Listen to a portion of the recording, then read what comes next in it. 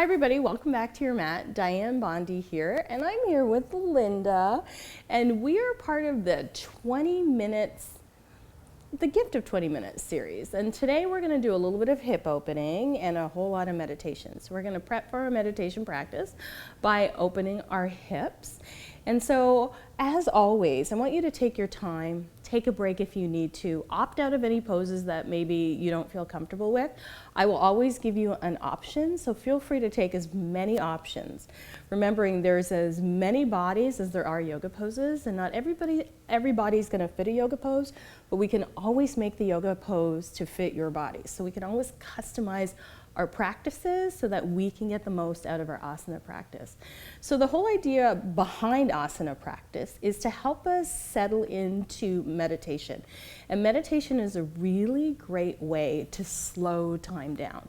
So I talked a little bit about that in the Slow Your Roll video, where we talk about slowing time down. So this is another way that we can be present. This is another way that we can connect with ourselves. This is another way to make space and time in our lives. So we'll start with making space and time in our hips, and then we'll come to making space and time in our minds. So let's just take a moment to sit and catch our breath. So I'm sitting up on a block, as is Linda, and the reason I like to do that is I have a very curvy low back. And sometimes when I sit flat on the floor, my back likes to tell me that this isn't for her. So I'm sitting up on a block so that my hip points are higher than my knees. And you'll notice that my knees are on a downward trajectory.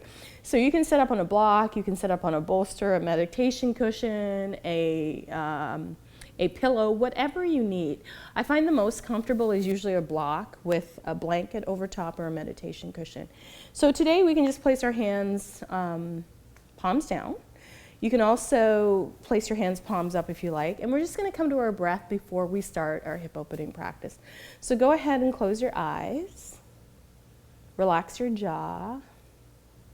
Relax your shoulders. And just observe your breath. I don't want you to change it in any way. I just want you to observe it. Observe the breath as it moves from the tip of your nose into your lungs. And just feel the body rise and fall with the breath.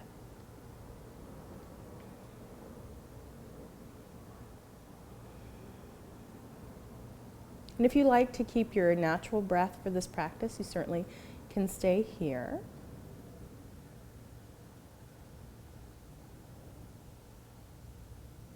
If you'd like to engage Ujjayi breath as we start to move into our hip opening practice, you certainly can do that. And Ujjayi breath is a constriction through the back of the throat where we give the breath a little bit of texture or sound. So as you inhale, feel the breath move down the back of the throat, and you're going to expand your body in all directions. So the ribs are going to spread apart. You're going to breathe as fully into your torso as possible, maybe expanding the belly out as the diaphragm moves down to make room for the breath to move into the lower lobes of the lungs. And then as you exhale, pulling that belly up and underneath and dispelling that last bit of stale breath that may be circulating at the base of the lungs. So you can move that way with your breath in your practice, or your natural breath is also great. The great thing about the body is it will always remember to breathe whether you're focused on it or not. But a way to remain present is to focus on the breath, because that is always what's going on in the present moment, is the breath. So we're going to start to move towards stilling the body and stilling our practice and stilling our mind. So slowly open your eyes, and let's make our way onto our hands and knees.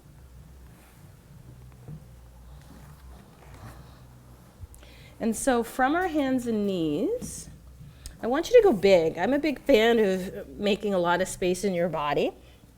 So take your pinky finger right to the edge of your mat. Spread your fingertips out like rays of the sun. Walk your knees back. And this time I'm going to ask you to curl your toes under. So if you have sensitive knees, this is a great place to put a blanket underneath your knees. Another thing you can do is fold your mat. I like to do like a tri-fold of your mat so that your mat gets extra cushiony and you can kneel on it. So you can play with that as well if you have sensitive knees. And we'll start with just a little bit of cat-cow. So we're just going to roll the spine. So as you soften the belly down, lift the gaze, look up. And then you can tuck the chin, roll the back like a Halloween cat. So inhale, soften the belly down, look up. Exhale and round, push the floor away from you.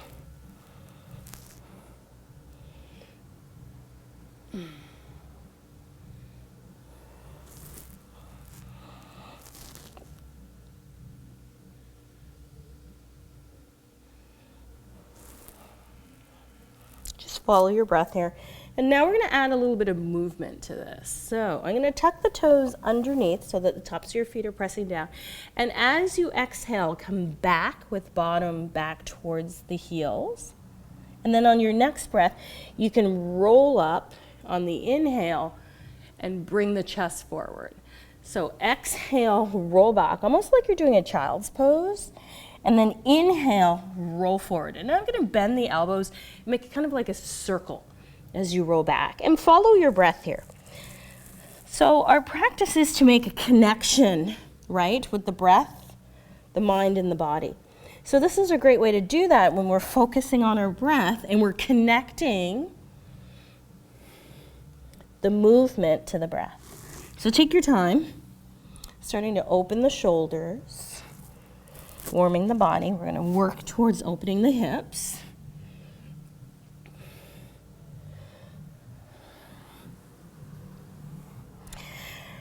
Do one more. And you can vary it in whatever way makes sense. So you'll notice that Lynn and I aren't doing exactly the same thing, and that's exactly the point, that everybody's going to be different, and everybody's interpretation of asana is going to be slightly different. And that's what makes life spicy, right, is diversity, right? That's what gives us the cayenne or the Caribbean hot sauce, as I like to say, adding it. Good, so let's come back to tabletop position. I'm just gonna straighten out my mat here. So if you need to continue to pad your knees, by all means, send your right leg back behind you. And now kick your right leg out to the right, plant the right foot, and then inhale the right arm up to the sky. Take a little bit of a twist here. Good, and release. Plant the knee back. And then let's do the second side. Take the left leg out, swing it out to the left. Inhale and lift. Exhale and release. Come back to tabletop. First side again. Right leg back, around and out. Up. And release. And then the second side. Tabletop. Leg out, around, and up. So we're going to add on to this. So I want you to know you have the option to continue with this particular movement if it makes the most sense.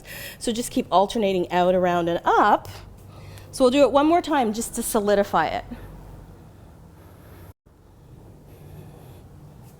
So left leg back, around, and out. So you can stay here and continue with this movement if you like. Our next option is to come straight back to downward facing dog. So you can spread your fingertips out a lot, really root down through your hands, and even maybe go a little bit bigger with your down dog. So then I'm gonna have you walk your hands up a little bit. So think of Great Dane, Bull Mastiff, big dogs, right? As opposed to a Chihuahua. Not that there's anything wrong with a Chihuahua, but we're just doing a big dog today. And then staying either in the first sequence or taking the right leg up, bend the knee, stack the hip, open up. And you can just figure eight your knee if you like. Move some stuff around a little bit. And then slide that right knee forward for pigeon. So right knee is going to come to the right elbow. Let it land and then adjust. Okay. Lift the left leg up, slide it back maybe. And then what I like to do is stack my blocks in front of me and come down onto my forearms and take a more restorative version of pigeon. However, you can do what Linda is doing. She did walking the fingertips back, doing more of a back bend heart opening and circling her arms forward. So either works. If that's what you like to do, then do it. Okay. Remember, all of our bodies are different, and we're all going to experience asana in a slightly different way. in a way that makes the most sense for our bodies. So let's be here for a few breaths.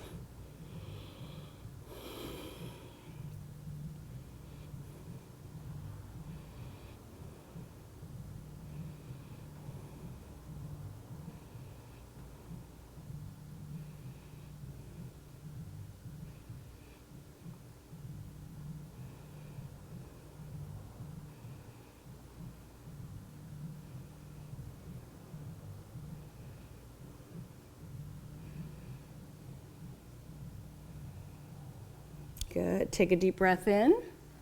Plant your hands, walk them back. We'll come back up to our pigeon pose. And then slowly send that right leg back behind you, open up. Release the knee to the toe to the floor. Lower the knee down. I just want to review, come back to tabletop. And let's just do a little review. Right leg back, swing it out to the right. Inhale, reach up. This is what you can be doing instead. Come back to tabletop. If you don't want to opt, left side for your down dog. Okay, and then you can opt into pigeon from here, which I'll show you how to do. Linda's going to do the down dog. So Linda, you can come back to down dog, left leg up, bending the knee, just moving it around. And I'm going to show the transition from here to our pigeon. So now for us, we're going to step that left foot forward, heel toe it over to the right. I'll just move the block so you can see what I'm doing here. So we're going to heel toe over to the right, lean forward onto our fingertips, and then make our way down. So Linda's doing a little bit more of a back opening or a back bend as she comes into it. I'm going to do a more restorative right off the bat because I'm a big fan of restorative anything. So we'll just come to our restorative options. I'm using the block here to keep myself elevated. Linda is coming all the way to the floor. So you do what the body allows you to do, right? And we enjoy being wherever we are in the moment. So just take a moment to explore.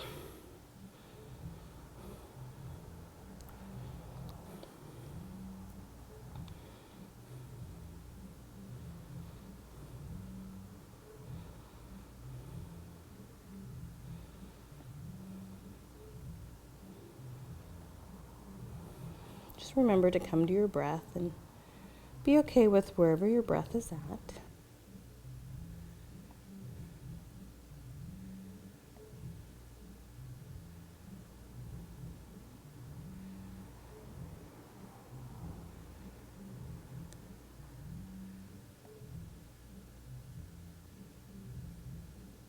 Good. Now take a deep breath in, plant your hands, walk your fingertips back, and then you can transition back to your three-legged dog and move things around. I'm going to come back to tabletop position. So my transition is going to be to plant my hands, slide back to tabletop position, and just rock back and forth. Linda can do the same as well. If you want to add a little more strength to this, you can come forward to plank and rock back to down dog and just experience moving. I'm going to ask you to be a little bit creative here and move side to side. Just allow yourself to have a little movement here. And then we're going to find our way to our seat. So if you're in down dog, you can lower your knees down and make your way to seated. If you're capable of jumping to seated, by all means, take that as your option. So because we're going to be sitting for a moment, I'm going to sit up on a block. And so I'll have Linda prep this for us. So take your block, place it in the middle of your mat, and then place your blanket on top of your block. Good. And then go ahead and sit on your blanket. And so that can be a really comfortable seat for people for meditation. And what you'll notice is her hip points are elevated and her knees are coming toward the floor. Like, see how great that is? So if you had a meditation seat, that would give you that meditation posture. I'm going to kneel for my meditation. So I need 2 blocks for that. And what I'm going to do is bring my knees together, bring my heels apart, and slide 2 blocks underneath my sit bones. Okay? So that way I don't have a lot of pressure on my knees. My knees are lower than my hip points. And I find that this is a nice alternative because sometimes sitting cross-legged, my body starts to say, no, No, thank you. So I find new ways to sit for meditation. So we're going to sit for a few moments, and I want you to find a place that you can commit to for the next 4 moments. So if you need to sit in a chair, if you need to lie down, honor your body and take that option. And so the next thing we'll do is just place our hands either face up on our knees, palms open. What I like to do is take my right hand underneath my navel, my left hand on top, and bring my thumbs together. So you can do whatever speaks to your heart. This is what speaks to mine. And then close your eyes, and I give myself a little mantra or saying when I'm in meditation. And all I say is I'm breathing in, I'm breathing out. So let's try that. Inhaling, I am inhaling, I am exhaling. So that's one way you can do your meditation, just to keep yourself focused. And you can also count from 0 to 9. And when you get to 9, count backwards to 8. So here's the thing. If you get past 9 and you observe yourself counting 12, 13, you know your mind has wandered and you've stepped out of your meditation. So that's a good way to keep your mind in check if you want to try keeping that singular point of focus in meditation. So let's give it a try. Find your comfortable seat. Find your breath and be still.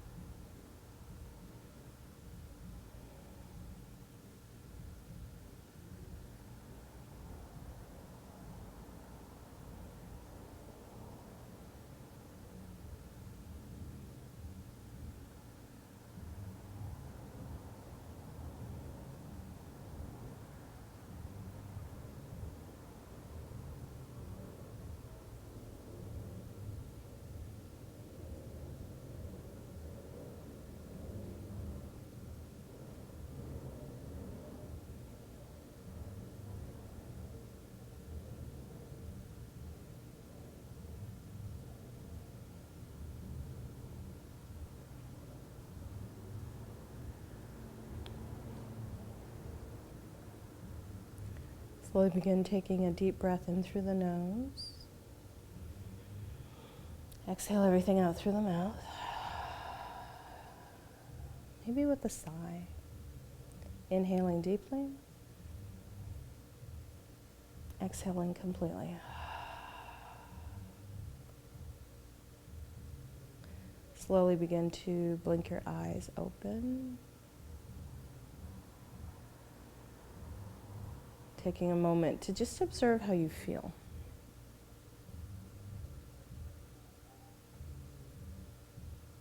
Maybe to observe the space around you. So being here now is one of the only ways we can slow down time.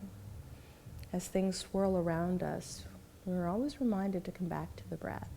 Pause and take a breath and bring yourself back to stillness. Thank you for joining me today. May you be peaceful. May you be happy. May you just be. Namaste.